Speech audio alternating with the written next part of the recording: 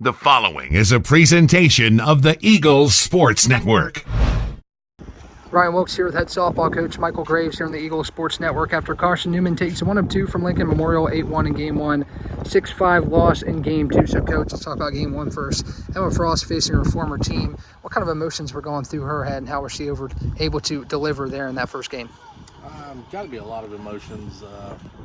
She's got a lot of friends on that team, but she also knows that she's got a job to do for her new team. So I thought she came out and did a great job. So that 8-1 victory, you guys get going early. How big was that to score 6 runs in the first 2 innings and kind of cruise through the rest of the way? It's huge. It seems like the last few games we've started going early, and we've hit the ball well early, and we've scored runs early, and then we quit later in the game. So Emma forced a lot of soft contact there in Game 1. We talked about that after the game. How was she able? She's usually a big strikeout pitcher, but she had 8 in that first game, a lot of them coming late. How was she able to force that soft contact for Lincoln Memorial, not resulting in too much traffic on the bases?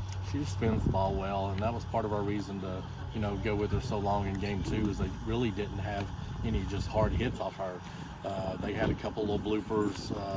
Even the ball that got out of the ballpark wasn't really hit that far. It was, I think it was wind assisted, but I probably should have pulled her the inning before because she was getting a little tired. I just thought we could get through that part of the lineup. So there in Game 1, one thing that stuck out to me, one sequence when Trinity Brooks got aboard first, she's able to race all the way around to home on a gap shot. She's using her speed quite well. How's that been a weapon for you guys when she gets on base? She's so fast, and I made a comment to one of the girls there in that game. I said, if we can just get Trinity to her on-base percentage and walks, I don't care how, if she just gets on base 50% of the time for us, we're going to score a lot of runs. So the kid is great, and she's also just a freshman, so she's still learning the speed of this game, and she's facing better pitchers than what she's facing for, so she's getting better and better all the time. So in Game 2, a 6-5 loss, but it was back and forth early. The ball was leaving the ballpark, which it didn't really there in Game 1. I mean, 1 home run from McCauley there in the first game, but it was sailing there in Game 2. You guys were able to bounce back and respond pretty well through those middle innings. Obviously didn't end the way you wanted to, but what does that say about your team's ability to bounce back from adversity? They don't give up, and I don't think they give up there at the end. We just didn't get any breaks, but it's the same old thing. I think a couple of games back in a game we lost, and then I think the last doubleheader that we lost late in the games, we don't score. We score early, and then we don't score.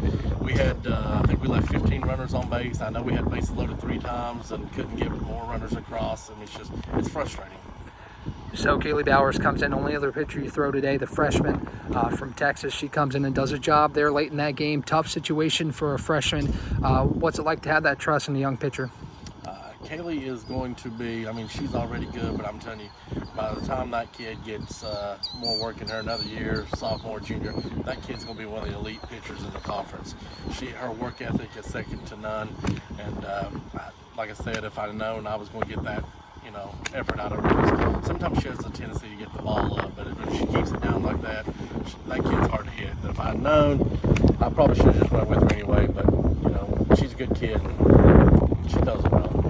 So quick turnaround, you guys got Wingate coming up on Friday. What's the next couple of days going to look like in preparation for that? We'll go regroup tomorrow. We normally take Thursday off because it's a bad class day for us, but with a short turnaround and such a big opponent coming up on Fridays, we're going to find time to get on the field and adjust a couple of things. Ryan Wilkes here with head softball coach Michael Graves. If the Eagles split 2 with Lincoln Memorial, we'll be back home at Friday taking on Wingate here on the Eagles Sports Network.